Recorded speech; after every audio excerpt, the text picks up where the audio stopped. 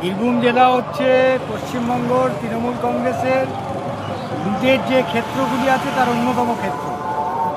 এখানে দেউচা পাচামির যে পাথর যায়, সেই পাথরের প্রশাসনের সহযোগিতায় নকল ডিসিআর কাটা হয়। তার থেকে প্রতিদিন কোটি কোটি টাকা রোজগার করে তৃণমূলরা, এবং তার একটা বড় অংশ যায় মমতা অভিষেকের কাছে। কিছুদিন আগে ধরা পড়েছে 5 কোটি টাকা। কোথায় যাচ্ছিল আর কে নিয়ে যাচ্ছিল, কোথায় থেকে নিয়েছে, এইটার সংবাদ মাধ্যম বলছে না।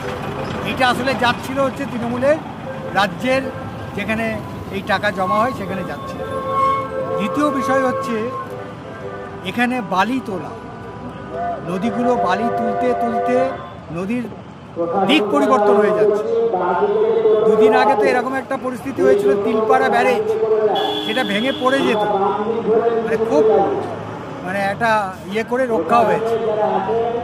এবং এনভায়রনমেন্টের ওপর যে চাপ পড়ছে, এবং গোটা বীরভূম জেলা তো নয়, এই চাপ গোটা রাজ্যের মধ্যে পড়ছে।